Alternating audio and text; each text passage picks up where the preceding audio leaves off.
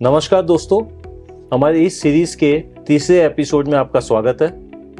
हमने इनहेरिटेंस के ऊपर आपसे चर्चा किया।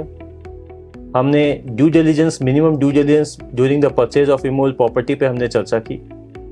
अब इस एपिसोड के अंदर में हम ब्लॉक लैंड रिफॉर्म ऑफिसर के विषय में चर्चा करेंगे कि in case of purchase of land BLRO में म्यूटेशन का क्या इम्पोर्टेंस है और अपने को क्यों करना चाहिए BLRO म्यूटेशन।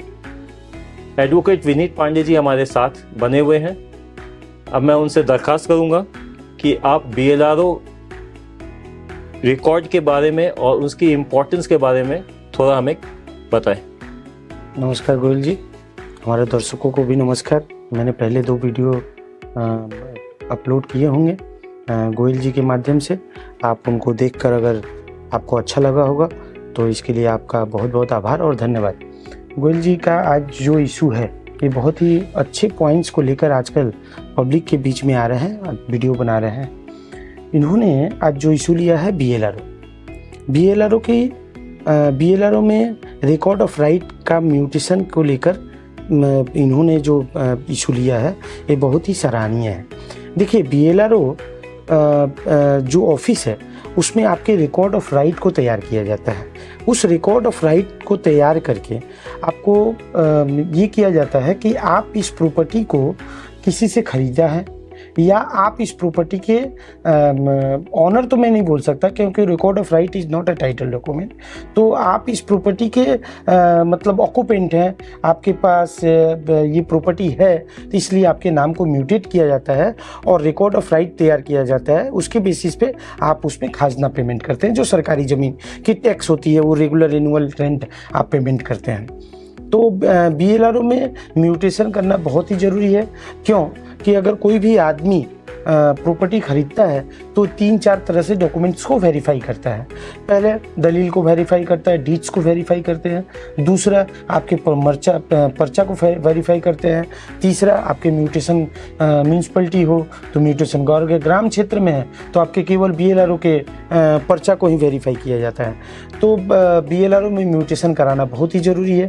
जब आप लोग देखते हैं कि आपकी प्रॉपर्टी BLRO में म्यूटेशन नहीं है तो लोग लेने में थोड़ा हिचकते हैं कि कुछ ना कुछ इस प्रॉपर्टी में गड़बड़ है तो इसकी म्यूटेशन नहीं हुई है।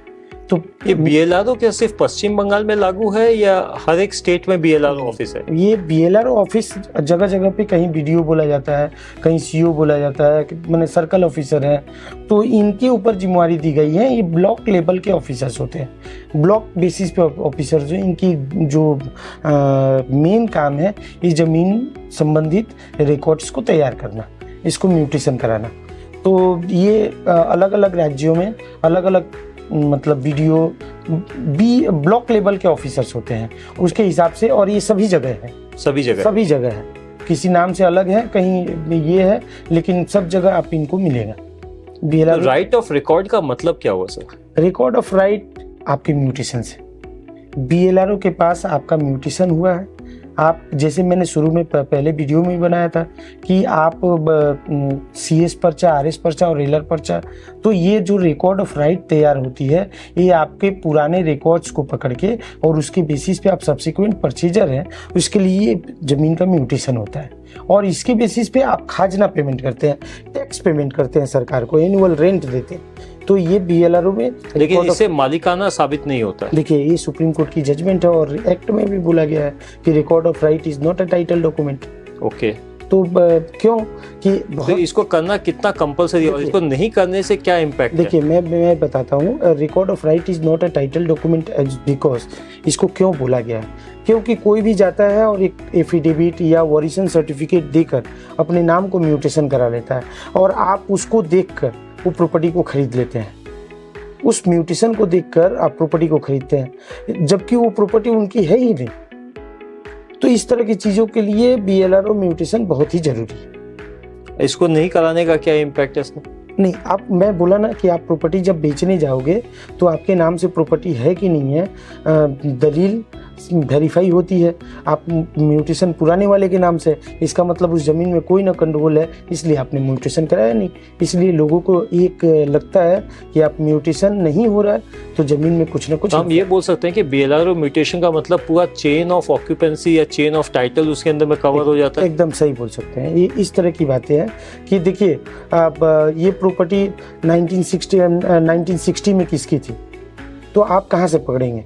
मान लीजिए कि आपका दलील पहली बार 84 में तैयार हुआ, 1960 में किसकी थी, उसके पहले प्रॉपर्टी, तो आप आरएस पर्चा निकालते हो, आरएस पर्चा से देखो कि ये प्रॉपर्टी किसका है, उसकी खतियान की कॉपी निकालते हैं, आप खतियान से देखो कि ये प्रॉपर्टी किसकी है। देखिए आजकल तो खेवट और फॉर्म एम फॉर्म एल की बात ही भूल गए हैं लोग। फॉर्म खेवट और खतियान की बात ही लोग भूल गए हैं। पर्चा और ये देखकर केवल रजिस्ट्री हो जाती है। लेकिन अगर अब मैं प्रॉपर्टी की ड्यू डिलिजेंस की बात करूं तो बहुत पहले खेवट भी चलता था, जो कि खेवट आज के कॉन्सेप्ट में है ही नहीं। कौन देखने जाता है।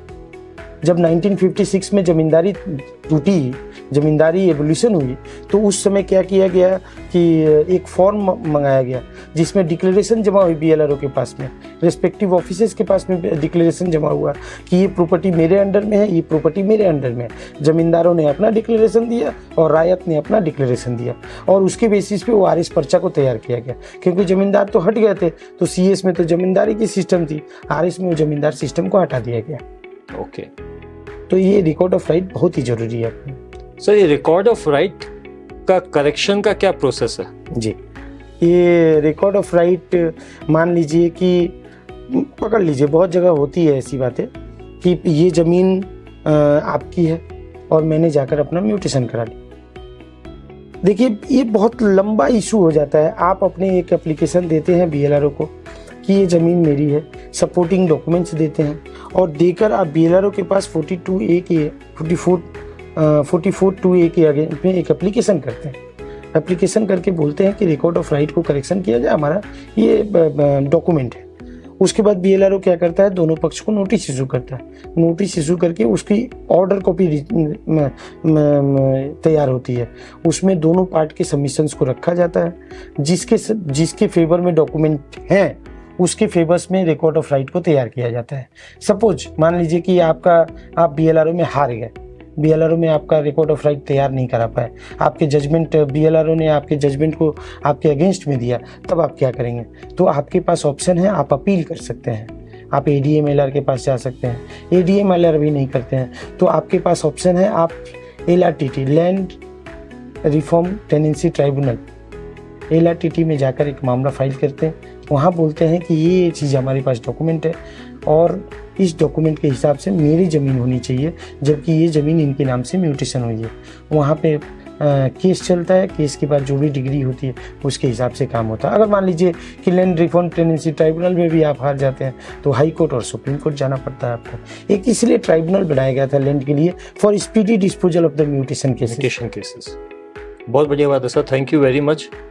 विनीत जी का धन्यवाद करता हूँ कि उन्होंने हमारे साथ इतना समय दिया और हम लोग को इमूवेबल प्रॉपर्टी ज़मीन के ऊपर में इतना एनलाइटन किया, और इन्होंने इनहेरिटेंस के ऊपर बताया, उन्होंने ड्यू डिलिजेंस के ऊपर बताया, और आज उन्होंने बहुत इम्पोर्टेंट विषय BLRO म्यूटेशन या रिकॉर्ड ऑफ राइट्स के बारे में हमें जानकारी दी। मैं उम्मीद करता हूं कि हमारे सभी श्रोतागण को इसका फ़ायदा मिलेगा। आपको कोई भी सुविधा असुविधा हो, आपको हमें कांटेक्ट करना हो, डिस्क्रिप्शन में हमारा कांटेक्ट डिटेल है। Please feel free to contact us. Jai Hind, धन्यवाद।